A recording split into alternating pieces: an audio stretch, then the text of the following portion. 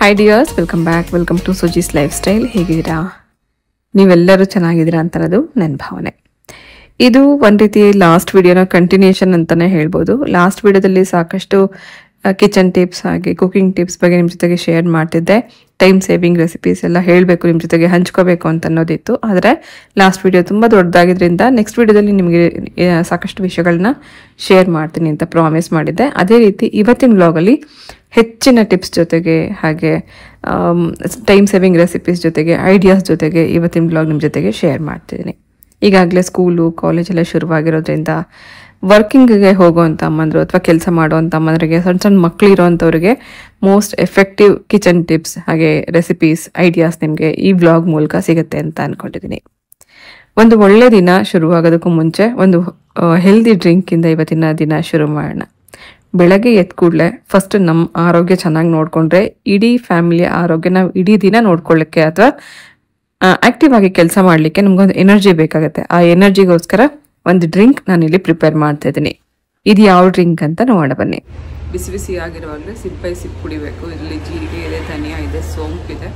ಇದು ಮೂರನ್ನು ಒಂದು ಚೆನ್ನಾಗಿ ಕುದಿಸಿ 1.5 ಲೋಟ ನೀರು ಹಾಕಿ 3/4 ಲೋಟ ಆಗೋರು ಚೆನ್ನಾಗಿ ಕುದಿಸಿದ ನಂತರ ಇದನ್ನು ಕುಡಿಬೇಕು. ಸಿಪ್ ಬೈ ಸಿಪ್ ಬಿಸಿ ಇರುವಾಗಲೇ ಕುಡಿಬೇಕು. ಯಾವುದಾದ್ರೂ ಸರಿ ಒಂದು ಡ್ರಿಂಕ್ ಬೆಳಗ್ಗೆ ಹೊತ್ತು ಈ ಥರ ಸ್ವಲ್ಪ ವಾರ್ಮ್ ವಾಟ್ರಲ್ಲಿ ಹಾಕ್ಕೊಂಡು ಕುಡಿಯೋ ರೀತಿಯಲ್ಲಿ ತಗೊಳ್ಳೋದು ಒಳ್ಳೆಯದು. ಸೊ ಇದು ನಮ್ಮ ಆರ್ಗನ್ಸ್ಗೆ ಅಂದರೆ ಇಂಟರ್ನಲ್ ಆರ್ಗನ್ಸ್ಗೂ ಕೂಡ ತುಂಬ ಹೆಲ್ಪ್ ಮಾಡುತ್ತೆ. ಡೈಜೆಷನ್ಗೆ ಇರ್ಬೋದು, ಆಮೇಲೆ ಟಾಕ್ಸಿಕ್ನ ಹೊರಗಡೆ ಹಾಕೋದಕ್ಕಿರ್ಬೋದು, ಒಳಗಡೆ ಇರೋವಂಥ ಕಲ್ಮಶನ ಹೊರಗಡೆ ತೆಗೆಯೋದಕ್ಕೂ ಕೂಡ ಇರ್ಬೋದು. ಅದೆಲ್ಲದಕ್ಕೂ ಈ ಥರದ ಡ್ರಿಂಕ್ ಬೆಳಗ್ಗೆ ಹೊತ್ತು ಕುಡಿಯೋದು ತುಂಬ ಒಳ್ಳೆಯದು. ಬೆಳಗ್ಗೆ ಹೊತ್ತು ಖಾಲಿ ಹೊಟ್ಟೆಯಲ್ಲಿ ಕುಡಿಯುವಂಥ ಕೆಲವು ಡ್ರಿಂಕ್ಗಳಲ್ಲಿ ನಮ್ಮ ಇಮ್ಯುನಿಟಿನ ಬೂಸ್ಟ್ ಮಾಡೋ ಹಾಗೆ ಅಥವಾ ನಮ್ಮ ರೋಗ ನಿರೋಧಕ ಶಕ್ತಿಯನ್ನು ಹೆಚ್ಚಿಸುವಂಥ ಒಂದು ಡ್ರಿಂಕ್ ಅಂದರೆ ಅದು ಆಮ್ಲ ಜ್ಯೂಸ್ನ ನಾವು ಪ್ರತಿದಿನ ತಗೋಬೋದು. ಅದು ಫ್ರೆಶ್ ಆಗಿ ನಮಗೆ ಸಿಕ್ಕಿದ್ರೆ ಓಕೆ, ಫ್ರೆಶ್ ಆಗಿ ನಮಗೆ ಆಮ್ಲ ಸಿಗ್ತಾ ಇಲ್ಲ ಅಂತಂದಾಗ ಈ ಥರ ನೀವು ಈ ಟಿಪ್ಸ್ನ ಫಾಲೋ ಮಾಡ್ಬೋದು. ನಾನಿಲ್ಲಿ ಸುಮಾರು ಒಂದು 8ರಿಂದ 10 ಆಮ್ಲ, 2 ಇಂಚಷ್ಟು ಶುಂಠಿ, ಒಂದು ಮುಷ್ಟಿಯಷ್ಟು ಕರಿಬೇವು ಸೊಪ್ಪನ್ನ ಗ್ರೈಂಡ್ ಮಾಡ್ಕೊಂಡಿದ್ದೀನಿ. ಒಂದು ಸ್ವಲ್ಪ ನೀರು ಹಾಕಿ ನುಣ್ಣಗೆ ರುಬ್ಕೊಂಡು ಈ ರೀತಿ ಐಸ್ ಕ್ಯೂಬ್ ಒಳಗಡೆ ಹಾಕಿ ಸೆಟ್ ಮಾಡಿ ಇಟ್ಕೊಂಡ್ರೆ ಬೆಳಗ್ಗೆ ಎದ್ದ ಕೂಡಲೇ ಖಾಲಿ ಹೊಟ್ಟೆನಲ್ಲಿ 1 ಗ್ಲಾಸಷ್ಟು ನೀರಿಗೆ, ಸ್ವಲ್ಪ ಉಗುರು ಬೆಚ್ಚಗಿರೋಂಥ ನೀರಿಗೆ 1 ಕ್ಯೂಬ್ ಅಷ್ಟು ಹಾಕ್ಕೊಂಡು ಕುಡಿಯೋದ್ರಿಂದ ಇದು ನಮ್ಮ ಇಮ್ಯುನಿಟಿನ ಬೂಸ್ಟ್ ಮಾಡುತ್ತೆ. ಇದರಲ್ಲಿ ವಿಟಮಿನ್ ಸಿ ಹೆಚ್ಚಾಗಿರುತ್ತೆ. ಕರಿಬೇವು ಸೊಪ್ಪು, ಶುಂಠಿ ಇದೆಲ್ಲವೂ ಹೆಚ್ಚಿನ ಮೆಡಿಸಿನಲ್ ಪ್ರಾಪರ್ಟಿ ಇರುವಂಥದ್ದು. ಫ್ರೆಶ್ ಆಗಿ ನೀವು ಕುಡಿಯೋಕ್ಕಾದ್ರೆ ನೀವು ಫ್ರೆಶ್ ಆಗಿ ಕುಡಿಬೋದು, ಅಥವಾ ಐಸ್ ಕ್ಯೂಬ್ ಥರ ಮಾಡಿಟ್ಕೊಂಡ್ರೆ ಯಾವಾಗಲೂ ನಮ್ಗೆ ಈ ಥರ ಸಿಕ್ಕಿಲ್ಲ ಅಂತಂದ್ರೂ ತೊಂದರೆ ಇಲ್ಲ. ಬೆಳಗ್ಗೆ ಹೊತ್ತು ಖಾಲಿ ಹೊಟ್ಟೆಗೆ 1 ಗ್ಲಾಸಷ್ಟು ಯಾವುದಾದ್ರೂ ಒಂದು ಜ್ಯೂಸನ್ನು ನಾವು ತಗೋಬೋದು. ಹಾಗೆ ಯಾರಿಗೆಲ್ಲ ಹಿಮೋಗ್ಲೋಬಿನ್ ಪ್ರಾಬ್ಲಮ್ ಇರುತ್ತೆ ಅಥವಾ ರಕ್ತದ ಕೊರತೆ ಇರುತ್ತೆ ಅಂಥವರಿಗೆ ABC ಜ್ಯೂಸ್ ಅಂತೆಲ್ಲ ಮಾಡಿಕೊಂಡು ಕುಡಿಬೋದು. ಯಾವಾಗಲೂ ನಮಗೆ ಮಾಡೋಕ್ಕಾಗಲ್ಲ ಅಥವಾ ನಮಗೆ ಟೈಮ್ ಇಲ್ಲ ಅಂತನೋರಿಗೆ ಈ ಟಿಪ್ಸ್ ನಾನು ನಿಮಗೆ ಹೇಳ್ತಾ ಇದ್ದೀನಿ. ಇದರಲ್ಲಿ ಕ್ಯಾರೆಟ್ ಇದೆ, ಬೀಟ್ರೂಟ್ ಇದೆ, ಇದರಲ್ಲೂ ಕೂಡ ಸ್ವಲ್ಪ ಆಮ್ಲ ಮತ್ತು ಶುಂಠಿನ ಇನ್ಕ್ಲೂಡ್ ಮಾಡ್ಕೊಂಡಿದ್ದೀನಿ. ಅಥವಾ ABC ಅಂತಂದರೆ ಆ್ಯಪಲ್, ಬೀಟ್ರೂಟ್ ಮತ್ತು ಕ್ಯಾರೆಟ್, ಇದು ಮೂರನ್ನು ಕೂಡ ರುಬ್ಬಿಟ್ಟು ನೀವು ಬೆಳಗ್ಗೆ ಹೊತ್ತು ಖಾಲಿ ಹೊಟ್ಟೆನಲ್ಲಿ ಅಥವಾ ಬೆಳಗ್ಗೆ ತಿಂಡಿಗೂ ಮುಂಚೆ 1 ಗ್ಲಾಸಷ್ಟು ಜ್ಯೂಸ್ ಕುಡಿಯೋದ್ರಿಂದ ಹಿಮೋಗ್ಲೋಬಿನ್ ಹೆಚ್ಚು ಮಾಡುತ್ತೆ. ಯಾರಿಗೆಲ್ಲ ರಕ್ತದ ಕೊರತೆ ಇರುತ್ತಲ್ಲ ಅಂಥವ್ರು ಪ್ರತಿದಿನ ಕ್ಯಾರೆಟ್ ಮತ್ತು ಬೀಟ್ರೂಟ್ ಜ್ಯೂಸ್ ಕೂಡ ಕುಡಿಬೋದು, ಅಥವಾ ದಾಳಿಂಬೆ ಹಣ್ಣಿನ ಜ್ಯೂಸ್ ಕೂಡ ಕುಡಿಬೋದು. ನಾನು ಇದನ್ನು ಈ ಥರ ಕ್ಯೂಬ್ ಮಾಡಿ ಇಟ್ಕೊಂಡಿದ್ದೀನಿ. ಎವ್ರಿಡೇ ಯಾರಿಗೆ ಟೈಮ್ ಸಿಗಲ್ಲ ಅಂತ ಅನ್ಸುತ್ತೆ, ಪ್ರತಿದಿನ ನಮಗೆ ಅಷ್ಟು ಇದನ್ನೆಲ್ಲ ಗ್ರೈಂಡ್ ಮಾಡೋಷ್ಟು ಟೈಮ್ ಇಲ್ಲ ಅಂತ ಅನ್ಸುತ್ತೆ, ಅಂಥವರಿಗೆ ಈ ಟಿಪ್ಸ್ ನಿಮಗೆ ಶೇರ್ ಮಾಡ್ತಿದ್ದೀನಿ. ಇದನ್ನು ಎಷ್ಟು ಫ್ರೆಶ್ ಆಗಿ ಕುಡಿತೀವೋ ಅಷ್ಟೇ ಒಳ್ಳೆಯದು.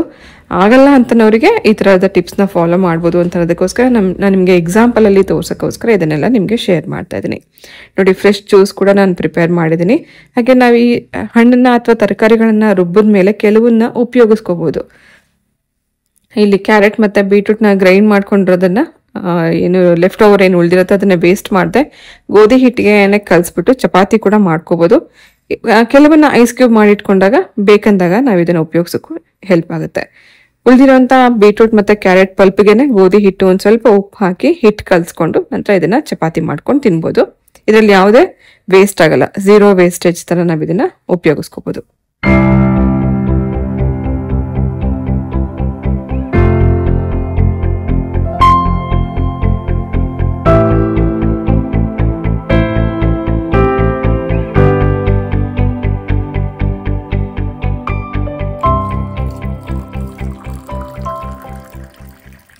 ನಾನಿದನ್ನು ಬೆಳಗ್ಗೆ ಹೊತ್ತು ಸ್ವಲ್ಪ ಉಗುರು ಬೆಚ್ಚಗಿರುವಂಥ ನೀರಲ್ಲಿ ಹಾಕಿ ಸಿಪ್ ಬೈ ಸಿಪ್ ಕುಡಿತೀನಿ, ಅಥವಾ ಫ್ರೆಶ್ ಆಗಿ ತರಕಾರಿ ಇದ್ದರೆ ಫ್ರೆಶ್ ಆಗೇ ಮಾಡ್ಕೊಂಡು ಕುಡಿತೀನಿ. ಯಾವುದಾದ್ರೂ ತರಕಾರಿ ನಮಗೆ ಸೀಸನಲ್ಲಿ ಮಾತ್ರ ಸಿಗುತ್ತೆ, ಎಲ್ಲ ಟೈಮಲ್ಲೂ ಸಿಗಲ್ಲ ಅಂತ ಅನ್ಸೋದನ್ನು ನಾವು ಈ ರೀತಿ ಫ್ರೀಝರಲ್ಲಿ ಸ್ಟೋರ್ ಮಾಡಿ ಇಟ್ಕೋಬೋದು. ಸೊ ಈ ರೀತಿ ನಾವು ಕ್ಯೂಬ್ ಮಾಡಿ ಇಟ್ಕೊಂಡ್ರೆ ಈಸಿ ಆಗುತ್ತೆ, ಬೆಳಗ್ಗೆ ಹೊತ್ತು ಉಪಯೋಗಿಸೋಕ್ಕೂ ತುಂಬ ಸುಲಭ. ಹಾಗೆ ಯಾವಾಗಲೂ ಸಿಗಲ್ಲ ಅಂತ ಅನ್ನೋದನ್ನು ಈ ಥರ ನಾವು ಉಪಯೋಗಿಸ್ಕೊಳ್ಳೋದ್ರಲ್ಲಿ ತೊಂದರೆ ಏನೂ ಇಲ್ಲ. ಇದರಲ್ಲಿ ಆಮ್ಲ, ಜಿಂಜರ್ ಮತ್ತು ಕರಿಬೇವು ಹಾಕಿರೋದು ಒಂದು ಒಳ್ಳೆ ಘಮ ಇರುತ್ತೆ. ರುಚಿ ಏನೂ ಇರಲ್ಲ, ಅಂದರೆ ಸಾಲ್ಟ್ ಆಗಲಿ ಸ್ವೀಟ್ ಆಗಲಿ ಏನೂ ಇರಲ್ಲ. ಸುಮಾರು ಜನ ಇದಕ್ಕೆ ಜೇನುತುಪ್ಪ ಹಾಕ್ಕೊಂಡು ಕುಡಿತಾರೆ. ಬ್ಲ್ಯಾಕ್ ಸಾಲ್ಟ್ ಬೇಕಿದ್ರೂ ಹಾಕ್ಕೊಂಡು ಕುಡಿಬೋದು. ಹಾಗೆ ನಿಂಬೆ ರಸ ಹಾಕ್ಕೊಂಡು ಕುಡಿಯೋಕ್ಕೂ ತುಂಬ ಚೆನ್ನಾಗಿರುತ್ತೆ. ಸೊ ಸ್ವಲ್ಪ ದಿನಕ್ಕೆ ಇದನ್ನೆಲ್ಲ ಅಡ್ಜಸ್ಟ್ ಮಾಡ್ಕೊಳ್ಳೋದು ಕಷ್ಟ ಆಗುತ್ತೆ. ಸ್ಟಾರ್ಟಿಂಗಲ್ಲಿ ನಮಗೆ ಸ್ವಲ್ಪ ಇದು ಟೇಸ್ಟ್ ಅಷ್ಟಾಗಿ ಇಷ್ಟ ಆಗಿಲ್ಲ ಅಂದರೂ ಕ್ರಮೇಣ ನಮಗಿದು ಪ್ರತಿದಿನ ತಗೋತಾ ಇದ್ದಾಗೆ ಎಲ್ಲನೂ ರೂಢಿ ಆಗಿಬಿಟ್ರೆ ಯಾವುದೂ ನಮಗೆ ಟೇಸ್ಟಲ್ಲಿ ಡಿಫರ್ ಗೊತ್ತಾಗೋದೇ ಇಲ್ಲ.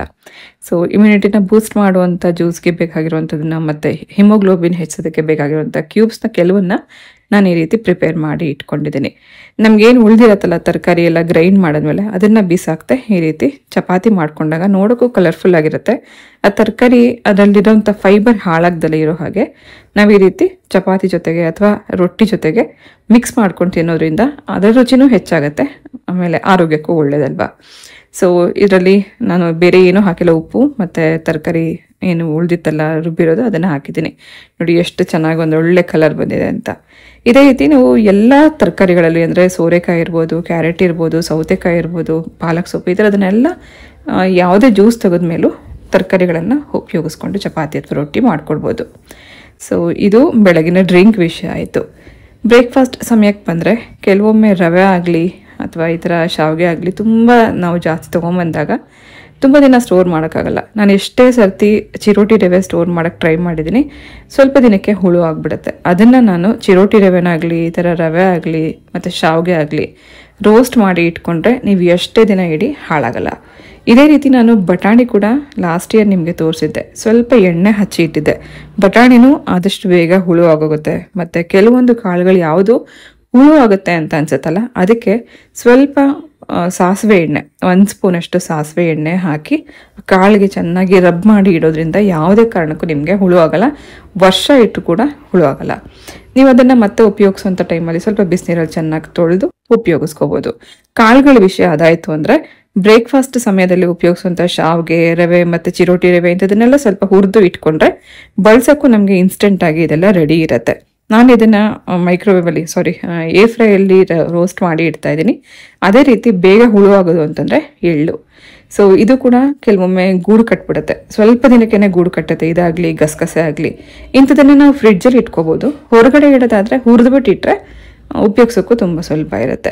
ನೋಡಿ ಇದರಲ್ಲಿ ಏರ್ ಫ್ರೈರಲ್ಲಿ ತುಂಬ ಈವನ್ ಆಗಿ ರೋಸ್ಟ್ ಆಗುತ್ತೆ. ಹಾಗಾಗಿ ನಾನು ರವೆ ಆಗಲಿ, ಶಾವಿಗೆ ಆಗಲಿ, ಕಡಲೆ ಬೀಜ ಆಗಲಿ ಏರ್ ಫ್ರೈಯಲ್ಲೇ ರೋಸ್ಟ್ ಮಾಡಿ ಇಟ್ಕೋತೀನಿ. ಇದೇ ರೀತಿ ನೀವು ಸ್ಟವ್ ಮೇಲೇ ಹುರಿದು ಇಟ್ಕೋಬೋದು. ಹುರಿದಿರುವಂಥ ಶಾವಿಗೆ ಒಂದಿದ್ರೆ ಬೆಳಗ್ಗೆ ಹೊತ್ತು ತಿಂಡಿ ಮಾಡೋಕ್ಕೆ ಕೆಲವೇ ನಿಮಿಷ ಸಾಕು. ಒಗ್ಗರಣೆ ಮಾಡಿ ತಕ್ಷಣಕ್ಕೆ ನಾವು ಶಾವಿಗೆ ಹಾಕಿ ಏನು ಉಪ್ಪಿಟ್ಟು ಮಾಡ್ಕೋಬೋದು, ಅಥವಾ ರವೆಯಿಂದ ತರಕಾರಿ ಎಲ್ಲ ಹಾಕಿ ಏನು ತರಕಾರಿ ಉಪ್ಪಿಟ್ಟು ಮಾಡ್ಕೋಬೋದು, ಅಥವಾ ಶಾವಿಗೆ ಭಾತ್ ಮಾಡ್ಕೋಬೋದು. ಚಿರೋಟಿ ರವೆ ನಾನು ಜಾಸ್ತಿ ಹುರಿದಿಲ್ಲ, ಸ್ವಲ್ಪ ಉಗುರು ಬೆಚ್ಚಗಾಗೋ ಹಾಗೆ, ಅಂದರೆ ಮುಟ್ಟೋಷ್ಟು ಬಿಸಿಯಾಗೋಗಿ ಮಾತ್ರ ಹುರಿದಿಟ್ಕೊಂಡಿದ್ದೀನಿ. ಈ ಥರ ಯಾವುದು ಹಾಳಾಗುತ್ತೆ ಅಂತ ಅನ್ಸುತ್ತಲ್ಲ ಅಂಥದನ್ನು ಸ್ವಲ್ಪ ಸಮಯ ಕೊಟ್ಟು ಅದನ್ನು ಸ್ವಲ್ಪ ರೋಸ್ಟ್ ಮಾಡಿ ಇಟ್ಕೊಂಡ್ರೆ ನೆಕ್ಸ್ಟ್ ನಮಗೆ ಉಪಯೋಗಿಸೋಕ್ಕೂ ರೆಡಿ ಇರುತ್ತೆ, ಹಾಳಾಗೋದನ್ನು ಕೂಡ ತಪ್ಪಿಸ್ಬೋದು.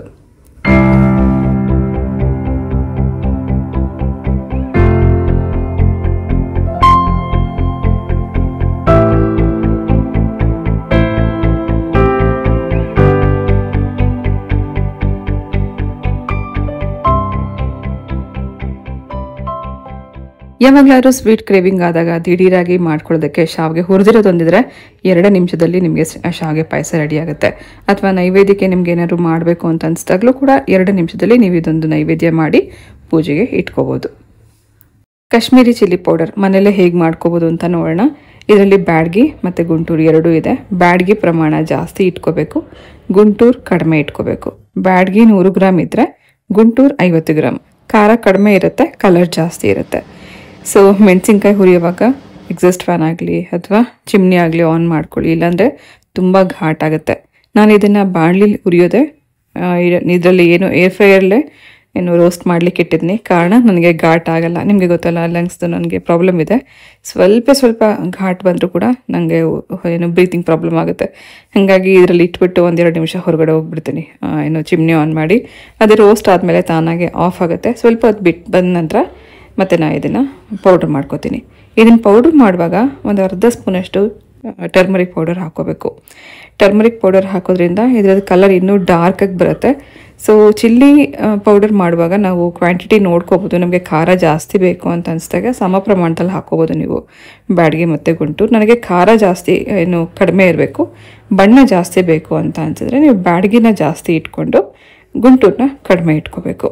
ಸೊ ಕಲರ್ ಎಷ್ಟು ಚೆನ್ನಾಗಿ ಬಂದಿದೆ ಅಂದರೆ, ಯೂಶ್ವಲಿ ನಾವು ಯಾವುದಾದ್ರು ಚಿಕನ್ 65 ಆಗಲಿ ಅಥವಾ ಕಬಾಬ್ ಮಸಾಲ ಆಗಲಿ ಮಾಡಿದಾಗ ಹೊರಗಡೆಯಿಂದ ತರುವಂಥ ಪೌಡ್ರಲ್ಲಿ ಕಲರ್ ಆ್ಯಡ್ ಮಾಡಿರ್ತಾರೆ. ಆದರೆ ಈ ಪೌಡ್ರನ್ನ ನಾವು ಉಪಯೋಗಿಸ್ಕೊಂಡು ಯಾವುದೇ ಒಂದು ಡೀಪ್ ಫ್ರೈ ಮಾಡಲಿಕ್ಕಾಗಲಿ ಅಥವಾ ಯಾವುದೇ ರೆಸಿಪಿಗೆ ಕಲರ್ ಚೆನ್ನಾಗಿ ಬರಬೇಕು ಅಂದರೆ ಈ ರೀತಿ ಮನೆಯಲ್ಲೇ ಮಾಡ್ಕೋಬೋದು. ನೋಡಿ ಎಷ್ಟು ಚೆನ್ನಾಗಿ ಕಲರ್ ಆಗಿದೆ ಅಂತ. ಸ್ವಲ್ಪ ಟರ್ಮರಿಕ್ ಪೌಡರ್ ಹಾಕ್ಕೊಂಡ್ರೆ ಇನ್ನೂ ಕಲರ್ ಡಾರ್ಕಾಗಿ ಬರುತ್ತೆ. ಸೊ ಮನೇಲೇ ಈಸಿಯಾಗಿ ಈ ರೀತಿ ನೀವು ಮಾಡ್ಕೋಬೋದು. ಏನು ಕಾಶ್ಮೀರಿ ಚಿಲ್ಲಿ ಪೌಡರ್. ನಾನು ಇದನ್ನು ಏರ್ ಫ್ರೈಯಲ್ಲಿ ಮಾಡಿದಾಗ ನೀವು ಬಾಣಲೆ ಹುರಿದ್ಬಿಟ್ಟು ನಂತರ ಪೌಡರ್ ಮಾಡಿ ಇಟ್ಕೋಬೋದು. ನಾನು ಇದನ್ನು ಜರಡಿ ಮಾಡಿಲ್ಲ, ನೈಸಾಗಿ ಪೌಡ್ರ್ ಆಗಿರೋದ್ರಿಂದ ಜರಡಿ ಮಾಡೋ ಅವಶ್ಯಕತೆ ಇಲ್ಲ.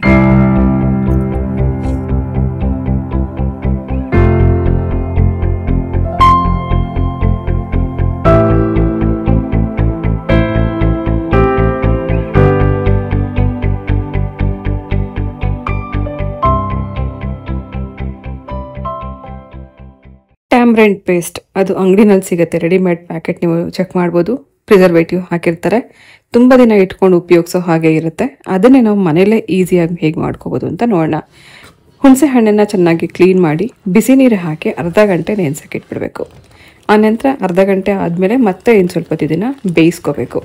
ಈ ರೀತಿ ಚೆನ್ನಾಗಿ ಬಿಸಿನೀರಲ್ಲಿ ನೆನೆಸಿ ಬೇಯಿಸಿ ಇಟ್ಕೊಳ್ಳೋದ್ರಿಂದ ತುಂಬ ದಿನ ಸ್ಟೋರ್ ಮಾಡಲಿಕ್ಕೆ ಹುಣಸೆ ಹಣ್ಣಿನ ಪೇಸ್ಟ್ ರೆಡಿ ಇರುತ್ತೆ. ಯಾಕಂದರೆ ಇದನ್ನು ನಾವು ಚೆನ್ನಾಗಿ ಕುದಿಸಿರೋದ್ರಿಂದ ಇದು ಯಾವುದೇ ಕಾರಣಕ್ಕೂ ಹಾಳಾಗಲ್ಲ. ನೀವು ಇದಕ್ಕೆ ಬೇಕಿದ್ರೆ ಸ್ವಲ್ಪ ಏನು ವಿನೆಗರ್ ಹಾಕೋಬೋದು, ಸ್ವಲ್ಪ ಉಪ್ಪು ಹಾಕ್ಬೋದು.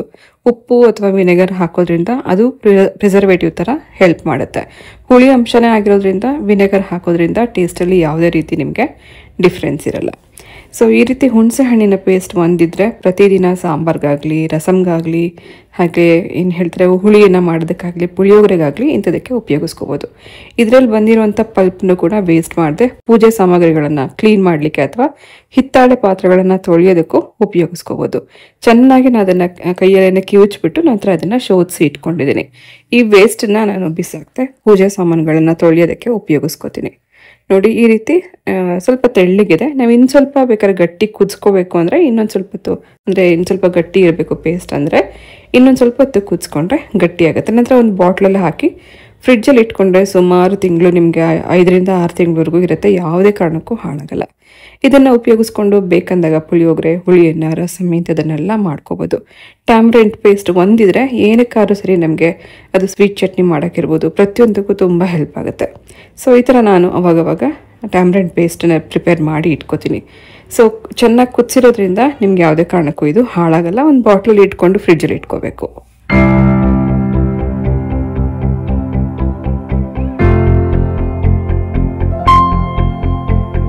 ಬೆಳ್ಳುಳ್ಳಿ ಇವತ್ತಿನ ಮಾರ್ಕೆಟ್ ಪ್ರೈಸ್ ಹೇಳಬೇಕು ಅಂದರೆ 1 kgಗೆ 80ರಿಂದ 100 ರೂಪಾಯಿ ಇದೆ. ನಾನು ಇದನ್ನು ತೊಗೊಂಡಿದ್ದು ತುಂಬ ಕಡಿಮೆ ಪ್ರೈಸ್ ಇದ್ದಾಗ, ಅಂದರೆ 20 ರೂಪಾಯಿ kg, 30 ರೂಪಾಯಿ kg ಇತ್ತು. ಆ ಟೈಮಲ್ಲಿ ಜಾಸ್ತಿ ಕ್ವಾಂಟಿಟಿನಲ್ಲಿ ತೊಗೊಂಡಿದ್ದೆ. ಬೇಸಿಗೆನಲ್ಲಿ ತುಂಬ ಕಡಿಮೆಗೆ ಸಿಕ್ಕಿದಾಗ ಇದನ್ನು ಡಿಹೈಡ್ರೇಟ್ ಮಾಡಿ ಇಟ್ಕೋಬೋದು, ಪೌಡರ್ ಮಾಡಿ ಇಟ್ಕೋಬೋದು, ಅಥವಾ ಈ ಥರ ಬಿಡಿಸಿ ಏನು ಗ್ರೈಂಡ್ ಮಾಡಿ ಫ್ರಿಡ್ಜಲ್ಲಿ ಅಥವಾ ಫ್ರೀಝರಲ್ಲಿ ಇಟ್ಕೋಬೋದು. ನಾನು ಇದನ್ನು ಒಂದಷ್ಟನ್ನು ಸಿಪ್ಪೆ ಎಲ್ಲ ತೆಗೆದಿರೋದನ್ನು ಸಣ್ಣದಾಗಿ ಚಾಪ್ ಮಾಡಿ ಇಟ್ಕೋತಾ ಇದ್ದೀನಿ. ಸಣ್ಣದಾಗಿ ಕಟ್ ಮಾಡಿರೋವಂಥ ಬೆಳ್ಳುಳ್ಳಿ ಕೆಲವು ರೆಸಿಪಿಗಳಿಗೆ ಒಗ್ಗರಣೆಗೆ ಮಾಡಲಿಕ್ಕೆ, ಅಂದರೆ ಫ್ರೈಡ್ ರೈಸ್ಗಿರ್ಬೋದು ಅಥವಾ ರಸಮ್ಗಿರ್ಬೋದು, ಕೆಲವು ಸಾಂಬಾರುಗಳಿಗೆ ಕಟ್ ಮಾಡಿರೋವಂಥ ಬೆಳ್ಳುಳ್ಳಿ ಹಾಕೋದಕ್ಕೆ ಈ ರೀತಿ ನಾವು ರೆಡಿ ಮಾಡಿ ಇಟ್ಕೊಂಡಿದ್ರೆ ಬೇಕಂದಾಗ ಉಪಯೋಗಿಸೋದಕ್ಕೆ ಈಸಿ ಇರುತ್ತೆ. ಹಾಗೆ ಇದರದ್ದು ಫ್ಲೇವರ್ ಕೂಡ ಹಾಳಾಗ್ದಲೇ ಇರೋ ಹಾಗೆ ಅಥವಾ ಅದರಲ್ಲಿರೋಂಥ ಘಮ ಹೋಗ್ದಲೇ ಇರೋ ಹಾಗೆ ಇಡಬೇಕು ಅಂದರೆ ಒಂದು ಏರ್ ಟೈಟ್ ಬಾಟ್ಲಲ್ಲಾಗಲಿ ಅಥವಾ ಜಿಪ್ ಲಾಕ್ ಕವರಲ್ಲಿ ಆಗಲಿ ಹಾಕಿ ಇಟ್ಟರೆ ಅದರ ಘಮನೂ ಹಾಗೆ ಇರುತ್ತೆ. ಫ್ರೀಝರಲ್ಲಿ ಇಡೋದ್ರಿಂದ ಸುಮಾರು 6 ತಿಂಗಳವರೆಗೂ ಇರುತ್ತೆ. ಯಾವುದೇ ಕಾರಣಕ್ಕೂ ನಿಮಗಿದು ಹಾಳಾಗಲ್ಲ. ಇನ್ನು ಉಳಿದಿರೋವಂಥ ಬೆಳ್ಳುಳ್ಳಿ ಅಂತ ನಾನಿಲ್ಲಿ ಪೇಸ್ಟ್ ಮಾಡ್ತಾ ಇದ್ದೀನಿ. ಶುಂಠಿ ಬೆಳ್ಳುಳ್ಳಿ ಪೇಸ್ಟ್ ಮಾಡುವಂಥ ಟೈಮಲ್ಲಿ ಶುಂಠಿ ಸ್ವಲ್ಪ ಕಡಿಮೆ ಇರಬೇಕು, ಬೆಳ್ಳುಳ್ಳಿ ಜಾಸ್ತಿ ಇರಬೇಕು. 1 kg ಬೆಳ್ಳುಳ್ಳಿ ಇದ್ದರೆ 3/4 kg ಶುಂಠಿ ಹಾಕ್ಕೋಬೇಕು. ಸೊ ನಾನು ಇದನ್ನು ಸ್ವಲ್ಪ ಗ್ರೈಂಡ್ ಮಾಡಿ ಇಟ್ಕೊಂಡಿದ್ದೀನಿ. ಇದೆರಡನ್ನು ಒಟ್ಟಿಗೆ ಸೇರಿಸಿ ಮನೇಲಿರುವಂಥ ವಸ್ತುಗಳನ್ನು ಪ್ರಿಸರ್ವೇಟಿವ್ಸ್ ಥರ ಉಪಯೋಗಿಸ್ಕೊಂಡು ಹೇಗೆ ನಾವು 6 ತಿಂಗಳವರೆಗೂ ಶುಂಠಿ ಬೆಳ್ಳುಳ್ಳಿ ಪೇಸ್ಟನ್ನ ಪ್ರಿಸರ್ವ್ ಮಾಡ್ಬೋದು ಅಂತ ಅದನ್ನು ತೋರಿಸ್ತಾ ಇದ್ದೀನಿ. ಮೊದಲನೇದಾಗಿ ಇದಕ್ಕೆ ಒಂದು ಸ್ವಲ್ಪ ಅರಿಶಿನ ಉಪಯೋಗಿಸ್ಕೊತಾ ಇದ್ದೀನಿ. ಅರಿಶಿನ ಹಾಕಿ ಪೇಸ್ಟ್ ಮಾಡಿ ಇಡೋದ್ರಿಂದ ಪೇಸ್ಟ್ ಕಲರ್ ಚೇಂಜ್ ಆಗಲ್ಲ. ಕೆಲವೊಮ್ಮೆ ನೀವು ಹಾಗೆ ರುಬ್ಬಿಟ್ರೆ ಕಪ್ಪಗಾಗುತ್ತೆ. ಅರಿಶಿನ ಹಾಕಿಟ್ರೆ ಅದೇ ಕಲರಲ್ಲಿ ಇರುತ್ತೆ. ಮನೇಲಿರೋ ವಸ್ತುಗಳಲ್ಲಿ ಪ್ರಿಸರ್ವೇಟಿವ್ ಥರ ಕೆಲಸ ಮಾಡುವಂಥದ್ದು ಮೊದಲನೇದಾಗಿ ಉಪ್ಪು, ಹಾಗೆ ಎಣ್ಣೆ, ಹಾಗೆ ವಿನೆಗರ್. ಇದನ್ನು ವೈಟ್ ವಿನೆಗರ್ ಅಂತಾರೆ, ಸಿರ್ಕಾ ಅಂತಾರೆ, ಅಥವಾ ಸಿಂಥೆಟಿಕ್ ವಿನೆಗರ್ ಅಂತ ನಿಮಗೆ ಸಿಗುತ್ತೆ. ಅದನ್ನು ಉಪಯೋಗಿಸ್ಕೊಂಡು ನಾವು ಈ ಪೇಸ್ಟನ್ನು ಪ್ರಿಪೇರ್ ಮಾಡಿ ಇಡೋದ್ರಿಂದ 6 ತಿಂಗಳವರೆಗೂ ಇರುತ್ತೆ. ಅದರ ಫ್ಲೇವರ್ ಹಾಳಾಗಲ್ಲ, ಬಣ್ಣ ಹಾಳಾಗಲ್ಲ, ರುಚಿನೂ ಕೂಡ ಹಾಳಾಗದಲ್ಲೇ ಇರೋ ಹಾಗೆ ಪ್ರಿಸರ್ವ್ ಮಾಡ್ಬೋದು. ಅರಿಶಿನ ಕೇವಲ ನಾನು ಇದು ಕಲರ್ಗೆ ಮಾತ್ರ ಹಾಕ್ತಿದ್ದೀನಿ. ಇದು 3 ಅಂದರೆ ಉಪ್ಪು, ಎಣ್ಣೆ, ವಿನೆಗರ್, ಇದು 3 ಹಾಕಿಡೋದ್ರಿಂದ ಶುಂಠಿ ಬೆಳ್ಳುಳ್ಳಿ ಯಾವುದೇ ಕಾರಣಕ್ಕೂ ಹಾಳಾಗ್ದಲೇ ಇರೋ ಹಾಗೆ ಮ್ಯಾಕ್ಸಿಮಮ್ ನಿಮಗೆ ಒಂದು 3 ತಿಂಗಳವರೆಗೂ ಇದು ಹೀಗೆ ಇರುತ್ತೆ. ನೀವು ಅಂಗಡಿನಲ್ಲಿ ಸಿಗುವಂಥ ರೆಡಿಮೇಡ್ ಪ್ಯಾಕೆಟನ್ನು ಉಪಯೋಗಿಸಿ ನೋಡಿ, ಅದರಲ್ಲಿ ಯಾವುದೇ ಘಮ ಇರಲ್ಲ, ಹಾಗೆ ಕಲರ್ ಕೂಡ ಅಷ್ಟು ಚೆನ್ನಾಗಿರಲ್ಲ. ಆದರೆ ಮನೇಲಿರುವಂಥ ವಸ್ತುಗಳನ್ನ ಉಪಯೋಗಿಸ್ಕೊಂಡು ಪ್ರಿಸರ್ವೇಟಿವ್ಸ್ ಥರ ನಾವು ಇದನ್ನು ಮಾಡಿಟ್ಕೊಂಡು ಸುಮಾರು ದಿನದವರೆಗೂ ಉಪಯೋಗಿಸ್ಕೋಬೋದು. ನಾನು ಇದನ್ನು ರಫ್ ಆಗಿ ಗ್ರೈಂಡ್ ಮಾಡಿರೋದನ್ನು ಈಗ ಒಟ್ಟಿಗೆ ಸೇರಿಸ್ಕೊಂಡು ಸ್ವಲ್ಪನೇ ಹಾಕಿ ರುಬ್ಕೋತಾ ಇದ್ದೀನಿ. ಸೊ ನಾನು ಇದರಲ್ಲಿ ಬೆಳ್ಳುಳ್ಳಿನಲ್ಲಿ ಕೂಡ ಜಾಸ್ತಿ ಸಿಪ್ಪೆ ತೆಗೆದಿಲ್ಲ, ಸ್ವಲ್ಪ ರಫ್ ಆಗಿ ಅದರ ಮೇಲ್ಗಡೆ ಇರುವಂಥ ಸಿಪ್ಪೆ ತೆಗೆದಿದ್ದೀನಿ ಅಷ್ಟೇ. ರುಬ್ಕೊಳ್ಳೋಂಥ ಟೈಮಲ್ಲಿ ಶುಂಠಿ ಪ್ರಮಾಣ ಕಡಿಮೆ, ಬೆಳ್ಳುಳ್ಳಿ ಪ್ರಮಾಣ ಜಾಸ್ತಿ ಹಾಕಿ ಸ್ವಲ್ಪ ಎಣ್ಣೆ, ಸ್ವಲ್ಪ ಉಪ್ಪು, ಸ್ವಲ್ಪ ವಿನೆಗರ್, ಸ್ವಲ್ಪ ಅರಿಶಿನದ ಪುಡಿ ಇದಿಷ್ಟನ್ನು ಹಾಕಿ ಗ್ರೈಂಡ್ ಮಾಡ್ಕೋಬೇಕು. ಇದ್ರಲ್ಲಿ ಒಂದು ಗಮನ ಹರಿಸ್ಬೇಕಾಗಿರೋದೇನೆಂದರೆ ಇದರಲ್ಲಿ ನೀರು ಉಪಯೋಗಿಸ್ಲೇಬಾರ್ದು. ನೀರು ಉಪಯೋಗಿಸಿದ್ರೆ ತುಂಬ ದಿನ ಸ್ಟೋರ್ ಮಾಡೋಕ್ಕಾಗಲ್ಲ. ನೀರು ಬದಲಾಗಿ ಎಣ್ಣೆನೇ ಹಾಕಿ ಗ್ರೈಂಡ್ ಮಾಡಿಟ್ರೆ ಯಾವುದೇ ಕಾರಣಕ್ಕೂ ನಿಮಗಿದು ಹಾಳಾಗಲ್ಲ. ನಂತರ ಇದನ್ನು ನುಣ್ಣಗೆ ರುಬ್ಬಿ ಒಂದು ಬಾಟ್ಲಲ್ಲಿ ಹಾಕಿ ಫ್ರಿಡ್ಜಲ್ಲಿ ಇಟ್ಕೊಂಡ್ರೆ ಮ್ಯಾಕ್ಸಿಮಮ್ ನಿಮಗೆ 3 ತಿಂಗಳವರೆಗೂ ಹೀಗೆ ಇರುತ್ತೆ. ನಾನು ಇದನ್ನು ಲಾಂಗ್ ವ್ಯಾಕ್ ಮಾಡಿದ್ದು, ಈಗಾಗಲೇ ನಂದು ಅರ್ಧ ಬಾಟ್ಲ್ ಖಾಲಿ ಆಗಿದೆ. 1 ತಿಂಗಳು ಮುಂಚೆ ನಾನು ಇದನ್ನು ಪ್ರಿಪೇರ್ ಮಾಡಿದ್ದೆ. ಅಂದರೆ ಸಮ್ಮರಲ್ಲಿ 30 ರೂಪಾಯಿ kgಗೆ ಸಿಗ್ತಾ ಇತ್ತು ಬೆಳ್ಳುಳ್ಳಿ. ಆಗ ಸ್ವಲ್ಪ ಜಾಸ್ತಿ ಇಟ್ಕೊಂಡಿದ್ದನ್ನು ಸ್ವಲ್ಪ ಬಿಸಿಲಲ್ಲಿ ಚೆನ್ನಾಗಿ ಒಣಗಿಸಿ ಇಟ್ಕೊಂಡಿದ್ದನ್ನು ಈ ರೀತಿ ಪೇಸ್ಟ್ ರೂಪದಲ್ಲಿ ಹಾಗೆ ಕಟ್ ಮಾಡಿ ಸಿಪ್ಪೆ ಬಿಡಿಸಿ ಹೀಗೆ ಬೇರೆ ಬೇರೆ ರೀತಿಯಲ್ಲಿ ಇದನ್ನು ಸ್ಟೋರ್ ಮಾಡಿ ಇಟ್ಕೊಂಡಿದ್ದೀನಿ. ಫ್ರಿಡ್ಜಲ್ಲಿ ಇಟ್ಕೊಂಡ್ರೆ ಮ್ಯಾಕ್ಸಿಮಮ್ 3 ತಿಂಗಳಿರುತ್ತೆ, ಫ್ರೀಸರಲ್ಲಿ ಇಟ್ಕೊಂಡ್ರೆ 6 ತಿಂಗಳವರೆಗೂ ಇರುತ್ತೆ, ಯಾವುದೇ ಕಾರಣಕ್ಕೂ ಹಾಳಾಗಲ್ಲ. ರೀಸೆಂಟಾಗಿ ನಾನು ನಿಮಗೆ ಹೇಳಿದ್ದೆ ಹರ್ಷಿತ್ಗೆ ಮೊಸಪ್ಗೆ ಸೊಪ್ಪು ತೊಗೊಂಬಾರಪ್ಪ ಅಂತ ಹೇಳಿದ್ರೆ ಪುದೀನ ಸುಮಾರು ಎಷ್ಟೊಂದು ತೊಗೊಂಬಂದಿದ್ದ ಅಂತ. ಆ ಪುದೀನ ಕೂಡ ನಾನು ನಿಮಗೆ ಸ್ಟೋರ್ ಮಾಡಿರೋದನ್ನು ತೋರಿಸ್ತೀನಿ. ಒಂದು ಎಕ್ಸ್ಪೆರಿಮೆಂಟ್ ಮಾಡ್ತಾ ಇದ್ದೀನಿ. ಮ್ಯಾಕ್ಸಿಮಮ್ ಅಂದರೆ ಪುದೀನ ನೀವು ಎಷ್ಟು ದಿನ ಸ್ಟೋರ್ ಮಾಡಿರ್ತೀರಾ ಪ್ಲೀಸ್ ಕಮೆಂಟಲ್ಲಿ ತಿಳಿಸಿ. ನಾನು ಅದನ್ನು ಎಷ್ಟು ದಿನ ಸ್ಟೋರ್ ಮಾಡಿ ಫ್ರೆಶ್ ಆಗಿ ನಿಮಗೆ ಹೇಗೆ ಇಟ್ಟಿದ್ದೀನಿ ಅಂತ ಅದನ್ನು ತೋರಿಸ್ತೀನಿ ನೆಕ್ಸ್ಟ್ ವಿಡಿಯೋದಲ್ಲಿ. ಅದೇ ರೀತಿ ಮೊಸಪ್ಗೆ ಸೊಪ್ಪು ತೊಗೊಂಬಾರಪ್ಪ ಅಂತ ಕಳಿಸ್ದೆ. ಕರ್ಬೇವು ಸೊಪ್ಪು ತೊಗೊಂಬಂದಿದ್ದಾನೆ. ಅದು 1-2 ಕಡ್ಡಿ ಅಲ್ಲ, ಸುಮಾರು ರಾಶಿನೇ ಇದೆ, ಅಷ್ಟೊಂದಿದೆ. ಸೊ ಇದನ್ನೇನು ಮಾಡಲಿ ಅಂತ ಯೋಚನೆ ಮಾಡ್ತಾ ಇದ್ದೀನಿ. ಪುದೀನ ಸೊಪ್ಪನ್ನ ಫ್ರೆಶ್ ಆಗಿ ಉಪಯೋಗಿಸಿದ್ರೆ ಚೆನ್ನಾಗಿರುತ್ತೆ. ಹಾಗಾಗಿ ಅದನ್ನು ಫ್ರೆಶ್ನೆಸ್ನ ಹಾಗೆ ಕಾಪಾಡಿಕೊಂಡು ಅದನ್ನು ಉಪಯೋಗಿಸ್ಕೊಂಡು ಬೇರೆ ಬೇರೆ ರೆಸಿಪೀಸ್ಗೆಲ್ಲ ಉಪಯೋಗಿಸ್ತಾ ಇದ್ದೀನಿ. ನಾನು ನಿಮಗೆ ನೆಕ್ಸ್ಟ್ ವಿಡಿಯೋದಲ್ಲಿ ತೋರಿಸ್ತೀನಿ ಅದು ಎಷ್ಟು ಫ್ರೆಶ್ ಆಗಿದೆ ಅಂತ. ಆದರೆ ಈ ಕರಿಬೇವು ಸೊಪ್ಪನ್ನು ಉಪಯೋಗಿಸ್ಕೊಂಡು ಹೆಚ್ಚು ಹೆಲ್ತ್ ಬೆನಿಫಿಟ್ಸ್ ಇರೋವಂಥ ನಮ್ಮ ಕೂದಲು ಬೆಳವಣಿಗೆಗಾಗಲಿ ಹಾಗೆ ಡೈಜೆಷನ್ಗಾಗಲಿ ಆರೋಗ್ಯಕ್ಕೆ ತುಂಬ ಒಳ್ಳೆಯದು. ಶುಗರ್ ಇರೋರಿಗೆ ಬೆಳಗ್ಗೆ ಹೊತ್ತು ಖಾಲಿ ಹೊಟ್ಟೆನಲ್ಲಿ 4 ಎಲೆ ತಿನ್ನಬೇಕು ಅಂತ ಹೇಳ್ತಾರೆ. ಈ ಕರಿಬೇವು ಸೊಪ್ಪನ್ನು ಉಪಯೋಗಿಸ್ಕೊಂಡು ಇಂಟ್ರೆಸ್ಟಿಂಗ್ ಆಗಿರುವಂಥ ಒಂದು ರೆಸಿಪಿ ತೋರಿಸ್ತಾ ಇದ್ದೀನಿ. ಬನ್ನಿ ಅಡುಗೆ ಮನೆಗೆ ಹೋಗೋಣ. ಕರಿಬೇವು ತೊಳೆದು ಒಣಗಾಕಿದ್ದೆ. ಗಾಳಿಗೆ ಒಣಗಾಕೋದಕ್ಕೆ ಕಲರ್ ಹೀಗೆ ಚೇಂಜ್ ಆಗಿದೆ. ಫ್ರಿಡ್ಜಲ್ಲಿ ಇಟ್ಟು ಕೂಡ ಮ್ಯಾಕ್ಸಿಮಮ್ ನಿಮಗೆ 3 to 4 ಡೇಸ್ ಅಷ್ಟೇ ಇರುತ್ತೆ. ಮತ್ತೆ ಇನ್ನೂ ಹಾಗೆ ಇಟ್ಟರೆ ಒಣಗೋಗುತ್ತೆ. ಇದೀಗೆ ಕಪ್ಪಗಾಗಿದೆ ಅಂತಲ್ಲ, ತೊಳೆದು ಒಣಗಾಕಿದೆ ಅಷ್ಟೇ. ಮನೆ ಒಳಗಡೆ ಇರೋಂಥ ಬಿಸಿಗೆ ಹಿಂಗಾಗಿದೆ. ಇನ್ನೂ ಹಾಳಾಗೋಕ್ಕೆ ಮುಂಚೆ ಇದನ್ನು ಉಪಯೋಗಿಸ್ಕೊಳ್ಳೋಣ ಅಂತ ಅಂದ್ಕೊಂಡಿದ್ದೀನಿ. ಇದನ್ನು ಮಾಡಿ ಇಟ್ಕೊಂಡು 6 ತಿಂಗಳವರೆಗೂ ಇಟ್ಕೊಂಡು ನಾವು ಹೇಗೆ ಉಪಯೋಗಿಸ್ಕೋಬೋದು ಅಂತ ತೋರಿಸ್ತಾ ಇದ್ದೀನಿ. ನೀವು ಬರೀ ಸೊಪ್ಪಿಗೆ ಒಗ್ಗರಣೆಗೆ ಅಂತಂದರೆ 1-2 ಕಡ್ಡಿ ತರ್ಬೋದು. ಆದರೆ ಮನೇಲಿ ಹರ್ಷಿತ್ ಸ್ವಲ್ಪ ಜಾಸ್ತಿ ತಂದಿದ್ದರಿಂದ ಇದನ್ನು ಏನು ಮಾಡ್ಬೋದು ಅಂತ ಯೋಚನೆ ಮಾಡ್ತಿದ್ದೆ. ಇವತ್ತು ನಾನು ತೋರಿಸ್ತಿರೋಂಥ ಈ ರೆಸಿಪಿ ಸುಮಾರು 6 ತಿಂಗಳವರೆಗೂ ಇಟ್ಕೊಂಡು ನೀವು ಯಾವ ರೀತಿ ಉಪಯೋಗಿಸ್ಕೋಬೋದು ಅಂತ ನಾನು ನಿಮಗೆ ತೋರಿಸ್ತೀನಿ. ತುಂಬ ಚೆನ್ನಾಗಿರುತ್ತೆ. ಡಬ್ಬಿಗೆ ಪ್ಯಾಕ್ ಮಾಡ್ಕೊಂಡು ಹೋಗಿ ಕೂಡ ನೀವು ಇನ್ಸ್ಟೆಂಟಾಗಿ ಒಂದು ರೆಸಿಪಿ ಮಾಡ್ಕೋಬೋದು ಇದನ್ನು ಉಪಯೋಗಿಸ್ಕೊಂಡು. ಬನ್ನಿ ಸ್ಟಾರ್ಟ್ ಮಾಡೋಣ. ಸುಮಾರು 1/4 kg ಕರಿಬೇವು ಸೊಪ್ಪಿನ ಅಳತೆಗೆ ಇದಿಷ್ಟನ್ನು ಹಾಕೋಬೇಕು. ಮೊದಲನೇದಾಗಿ 3 ಟೇಬಲ್ ಸ್ಪೂನಷ್ಟು ಉದ್ದಿನಬೇಳೆ, 3 ಟೇಬಲ್ ಸ್ಪೂನಷ್ಟು ಕಡಲೆಬೇಳೆ, ಹಾಗೆ 1 ಸಣ್ಣ ಕಪ್ಪಷ್ಟು ಕಡಲೆ ಬೀಜ. ಇದು ಹುರಿದು ಸಿಪ್ಪೆ ತೆಗೆದಿಟ್ಕೊಂಡಿದ್ದೀನಿ. ಹುರಿದಿಲ್ಲ ಅಂತಂದ್ರೂ ಹಸಿ ಕಡಲೆ ಬೀಜ ಹಾಕಿನೇ ಚೆನ್ನಾಗಿ ಹುರ್ಕೋಬೇಕು. ಇದೆಲ್ಲ ಚೆನ್ನಾಗಿ ಘಮ್ ಅಂತ ಸ್ಮೆಲ್ ಬರಬೇಕು. ಹಾಗೆ ಕಲರ್ ಕೂಡ ಸ್ವಲ್ಪ ಚೇಂಜ್ ಆಗಬೇಕು. ಇದನ್ನು ಹುರಿಯುವಂಥ ಟೈಮಲ್ಲೇ 1 ಟೇಬಲ್ ಸ್ಪೂನಷ್ಟು ಜೀರಿಗೆ, ಅರ್ಧ ಟೇಬಲ್ ಸ್ಪೂನಷ್ಟು ಕಾಳುಮೆಣಸು, 2 ಟೇಬಲ್ ಸ್ಪೂನಷ್ಟು ಬಿಳಿ ಎಳ್ಳು ಹಾಕ್ತಾಯಿದ್ದೀನಿ. ಬಿಳಿ ಎಳ್ಳು ಅಥವಾ ಕಪ್ಪು ಎಳ್ಳು ಯಾವುದಾದ್ರೂ ಒಂದು ಎಳ್ಳನ್ನು ಉಪಯೋಗಿಸ್ಕೋಬೋದು. ಚೆನ್ನಾಗಿ ಇದನ್ನೆಲ್ಲ ಸಣ್ಣ ಉರಿನಲ್ಲೇ ಹುರ್ಕೋಬೇಕು. ಇದು ಹುರಿತಾ ಹೋದಂಗೆ ಒಂದು ಒಳ್ಳೆ ಅರೋಮ ಬರುತ್ತೆ. ಇದು ಹುರಿಯುವಂಥ ಟೈಮಲ್ಲಿ ಒಂದು 1/4 ಸ್ಪೂನಷ್ಟು ಮೆಂತ್ಯ ಹಾಕ್ತಾಯಿದ್ದೀನಿ. ಮೆಂತ್ಯ ಜಾಸ್ತಿ ಹಾಕಿದ್ರೆ ಕಹಿ ಬರುತ್ತೆ. ಸ್ವಲ್ಪ ಅದು ಫ್ಲೇವರ್ಗೋಸ್ಕರ ಸ್ವಲ್ಪ ಮೆಂತ್ಯ ಹಾಕೋಣ. ಹಾಗೆ ಖಾರಕ್ಕೆ ಒಂದು 7ರಿಂದ 8 ಗುಂಟೂರು ಮೆಣಸಿನ್ಕಾಯಿ ಹಾಕಿದ್ದೀನಿ. ನಿಮಗೆ ಖಾರ ಕಡಿಮೆ ಬೇಕು ಅಂದರೆ ಒಂದು 4-5 ಹಾಕ್ಕೊಂಡ್ರೆ ಸಾಕು. ಸ್ವಲ್ಪ ಖಾರ ಇದ್ರೂ ಪರವಾಗಿಲ್ಲ ಅಂತಂದರೆ ಒಂದು 6ರಿಂದ 7 ಮೆಣಸಿನ್ಕಾಯಿ ಹಾಕ್ಕೋಬೋದು. ನೋಡಿ ಇದೆಲ್ಲ ಚೆನ್ನಾಗಿ ಹುರಿದಿದ್ದಾಗಿದೆ. ಬೇಳೆ ಬಣ್ಣ ಕೂಡ ಚೆನ್ನಾಗಿದೆ, ಕೆಂಪಗಾಗಿದೆ, ಒಂದು ಒಳ್ಳೆ ಅರೋಮ ಬರ್ತಾಯಿದೆ. ಹುರಿದಿರೋಂಥ ಈ ಬೇಳೆಗಳನ್ನೆಲ್ಲ ಒಂದು ಪ್ಲೇಟಲ್ಲಿ ಟ್ರಾನ್ಸ್ಫರ್ ಮಾಡಿ ಇಟ್ಕೊಳ್ಳೋಣ. ಇದು ಬಿಸಿ ಕಮ್ಮಿ ಆಗಲಿ ಅಷ್ಟರಲ್ಲಿ ಅದೇ ಬಾಣಲಿನಲ್ಲಿ ಕರಿಬೇವು ಸೊಪ್ಪನ್ನು ಹುರ್ಕೋಬೇಕು. ಕರಿಬೇವು ಸೊಪ್ಪಿಗೆ ಅಥವಾ ಇದು ಬೇಳೆಗಳಿಗೆ ಯಾವುದಕ್ಕೂ ಕೂಡ ಎಣ್ಣೆ ಹಾಕಿಲ್ಲ. ಚೆನ್ನಾಗಿದೆಲ್ಲ ಡ್ರೈ ಆಗೋವರೆಗೂ ಹುರ್ಕೋಬೇಕು. ನಮ್ಗೆ ಅಲ್ಲಲ್ಲಿ ಇನ್ನೂ ಹಸಿ ಎಲೆಗಳು ಕಾಣಿಸ್ತಿದೆಯಲ್ಲ, ಅದರಲ್ಲಿ ಇರೋವಂಥ ಮಾಯಿಶ್ಚರ್ ಹೋಗಬೇಕು. 6 ತಿಂಗಳವರೆಗೂ ನಾನು ಇಟ್ಕೊಂಡು ಉಪಯೋಗಿಸೋವಂಥ ವಿಧಾನ ಅಂತ ಹೇಳಿದ್ದೀನಿ ಅಂದಮೇಲೆ ಇದನ್ನೆಲ್ಲ ಸಣ್ಣ ಉರಿನಲ್ಲಿ ಹುರ್ಕೊಳ್ಳೋದೇ ತುಂಬ ಮುಖ್ಯ. ಇದು ಎಷ್ಟು ಚೆನ್ನಾಗಿ ಹುರಿತೀವಿ ಅಷ್ಟು ದಿನ ನಾವು ಸ್ಟೋರ್ ಮಾಡ್ಬೋದು.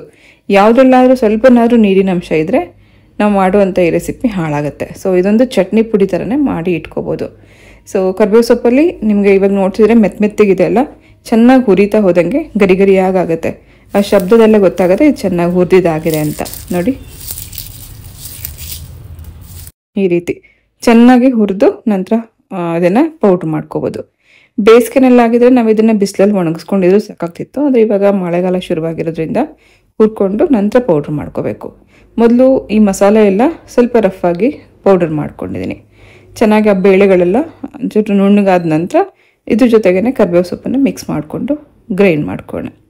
ಈ ಚಟ್ನಿ ಪುಡಿದು ಟೇಸ್ಟ್ ತುಂಬ ಚೆನ್ನಾಗಿರುತ್ತೆ. ಹಾಗೆ ಕರಿಬೇವು ಸೊಪ್ಪಿನ ಘಮನೂ ತುಂಬ ಚೆನ್ನಾಗಿರುತ್ತೆ. ಕರಿಬೇವು ಸೊಪ್ಪನ್ನು ಹಾಕಿ ಪೌಡ್ರ್ ಮಾಡ್ಕೊಳ್ಳುವಾಗ 1/2 ಸ್ಪೂನಷ್ಟು ಅರಿಶಿನ, 1/4 ಸ್ಪೂನಷ್ಟು ಇಂಗು, ರುಚಿಗೆ ಬೇಕಾಗುವಷ್ಟು ಉಪ್ಪು, 1/2 ಅಥವಾ 3/4 ಸ್ಪೂನಷ್ಟು ಬೆಲ್ಲದ ಪುಡಿ ಹಾಕ್ತಾಯಿದ್ದೀನಿ. ಇದಿಷ್ಟನ್ನು ಸೇರಿಸಿ ಪೌಡ್ರ್ ಮಾಡ್ಕೋಬೋದು. ತುಂಬ ಚೆನ್ನಾಗಿರುತ್ತೆ. ಇದನ್ನು ನೀವು ಇಡ್ಲಿಗೆ, ದೋಸೆಗೆ ತುಪ್ಪ ಹಾಕ್ಕೊಂಡು ಅನ್ನಕ್ಕೆ ಕಲಿಸ್ಕೊಂಡು ತಿನ್ನೋಕ್ಕೂ ಚೆನ್ನಾಗಿರುತ್ತೆ. ಅಷ್ಟೇ ಅಲ್ಲ, ಇದನ್ನು ಉಪಯೋಗಿಸ್ಕೊಂಡು ಒಂದು ಇನ್ಸ್ಟೆಂಟಾಗಿ ರೈಸ್ ರೆಸಿಪಿ ಕೂಡ ಮಾಡಿಕೊಂಡು ನೀವು ಡಬ್ಬಿಗೆ ಹಾಕ್ಕೊಂಡು ತೊಗೊಂಡೋಗ್ಬೋದು. ಕರಿಬೇವು ಸೊಪ್ಪು ಕೆಲವೊಮ್ಮೆ ಇದು ಪೌಡ್ರ್ ಆಗಬೇಕಾದ್ರೆ ಸ್ವಲ್ಪ ಟೈಮ್ ಹಿಡಿಯುತ್ತೆ. ಹೀಗೆ ಸ್ಪೂನಲ್ಲಿ ಕೆಳಗಡೆಯಿಂದ ಪೌಡ್ರನ್ನ ತಿರುಗಿಸಿ ಪಲ್ಸ್ ಮಾಡಲಿ ಇದನ್ನು ನುಣ್ಣಗಾಗೋವರೆಗೂ ಪೌಡ್ರ್ ಮಾಡ್ಕೋಬೇಕು. ಸೊ ಸಣ್ಣ ಮಿಕ್ಸಿ ಜಾರಲ್ಲಾದರೆ ನೀವು ಸ್ವಲ್ಪನೇ ಹಾಕ್ಕೊಂಡು ಮಾಡ್ಕೋಬೋದು. ದೊಡ್ಡ ಜಾರಲ್ಲಿ ಆಗಿರೋದ್ರಿಂದ ನಾನು ಸ್ವಲ್ಪ ಜಾಸ್ತಿನೇ ಅಂದರೆ ಒಟ್ಟಿಗೆ ಹಾಕಿ ಪೌಡ್ರ್ ಮಾಡ್ಕೊಂಡಿದ್ದೀನಿ. ಈ ರೀತಿ ಪೌಡರ್ ಮಾಡ್ಕೊಂಡ ನಂತರ ಒಂದ್ಸತಿ ಟೇಸ್ಟ್ ಚೆಕ್ ಮಾಡ್ಕೊಳ್ಳೋಣ. ಉಪ್ಪು ಅಥವಾ ಖಾರ ಏನಾದ್ರು ಕಡಿಮೆ ಇದೆ ಅನಿಸಿದ್ರೆ ಇವಾಗಲೇ ಹಾಕಿ ಇನ್ನೊಂದ್ಸತಿ ಗ್ರೈಂಡ್ ಮಾಡಿ ನಂತರ ನಾವು ಒಂದು ಬಾಟ್ಲಲ್ಲಿ ಹಾಕಿ ಇಟ್ಕೊಂಡ್ರೆ 6 ತಿಂಗಳವರೆಗೂ ಇರುತ್ತೆ. ಯಾವುದೇ ಕಾರಣಕ್ಕೂ ಇದು ಹಾಳಾಗಲ್ಲ. ಚೆನ್ನಾಗಿ ಹುರಿದಿರೋದ್ರಿಂದ ಯಾವುದೂ ಇದರಲ್ಲಿ ಕೆಡೋವಂಥದ್ದಿಲ್ಲ. ಸೊ ಫ್ರಿಡ್ಜಲ್ಲಿ ಇಟ್ಕೊಂಡ್ರೆ ನೀವು ಇನ್ನೂ ಮ್ಯಾಕ್ಸಿಮಮ್ ಡೇಸ್ ನೀವು ಸ್ಟೋರ್ ಮಾಡ್ಕೋಬೋದು. ಫ್ರಿಡ್ಜಲ್ಲೇ ಇಟ್ಕೋಬೇಕು ಅಂತೇನಿಲ್ಲ, ಹೊರಗಡೆ ಇಟ್ಕೊಂಡು ಕೂಡ ತುಂಬ ದಿನ ಇದನ್ನು ಉಪಯೋಗಿಸ್ಕೋಬೋದು. ಒಂದು ಒಳ್ಳೆ ಘಮ ಇದೆ. ಇದರಲ್ಲಿ ಕಡಲೆ ಬೀಜ, ಎಳ್ಳು, ಉದ್ದಿನಬೇಳೆ, ಕಡಲೆಬೇಳೆ ಎಲ್ಲ ಹಾಕಿ ಹುರಿದಿರೋದು ಜೊತೆಗೆ ಕರಿಬೇವು ಸೊಪ್ಪಿನ ಘಮ ತುಂಬ ಚೆನ್ನಾಗಿರುತ್ತೆ. ಸೊ ದೋಸೆಗಾಗಲಿ ಅಥವಾ ಇಡ್ಲಿಗಾಗಲಿ ನೀವು ಇದನ್ನು ಸರ್ವ್ ಮಾಡ್ಬೋದು. ಅಷ್ಟೇ ಅಲ್ಲ, ಇದರಿಂದ ಒಂದು ರೈಸ್ ರೆಸಿಪಿ ಮಾಡ್ತಾಯಿದ್ದೀನಿ. ಒಗ್ಗರಣೆಗೆ ಒಂದು 8ರಿಂದ 10 ಎಸಳಷ್ಟು ಬೆಳ್ಳುಳ್ಳಿನ ಜಜ್ಜಿ ರೆಡಿ ಮಾಡ್ಕೊಳ್ಳೋಣ. ನೋಡಿ ಈ ರೀತಿ ಸಿಪ್ಪೆ ಬಿಡಿಸಿ ಒಂದು ಬಾಟ್ಲಲ್ಲಿ ಹಾಕಿಟ್ಕೊಂಡಿದ್ರೆ ಯಾವುದಾದ್ರೂ ರೆಸಿಪಿ ಮಾಡೋಂಥ ಟೈಮಲ್ಲಿ ಕ್ವಿಕ್ಕಾಗಿ ಮಾಡ್ಕೋಬೋದು. ಸೊ ಬೆಳಗ್ಗೆ ಹೊತ್ತು ಡಬ್ಬಿ ಪ್ಯಾಕ್ ಮಾಡ್ಕೊಳ್ಳೋದಕ್ಕಂತೂ ಇದೊಂದು 2 ನಿಮಿಷದ ಕೆಲಸ ಅಷ್ಟೇ ನಿಮಗೆ. ಮೊದಲನೇದಾಗಿ ಒಂದು 2 ಅಥವಾ 3 ಟೇಬಲ್ ಸ್ಪೂನಷ್ಟು ಎಣ್ಣೆ ಹಾಕಿ, ಸಾಸಿವೆ ಹಾಕಿ, ಕಡಲೆಬೇಳೆ, ಉದ್ದಿನಬೇಳೆ ಮತ್ತು ಕಡಲೆಬೀಜ ಹಾಕೋಣ. ಅಲ್ಲೂ ಕೂಡ ನಾವು ಕಡಲೆಬೇಳೆ, ಉದ್ದಿನಬೇಳೆ, ಕಡಲೆಬೀಜ ಹಾಕಿದ್ದೀವಿ, ಅದು ಪೌಡ್ರಲ್ಲಿ ಇರುತ್ತೆ.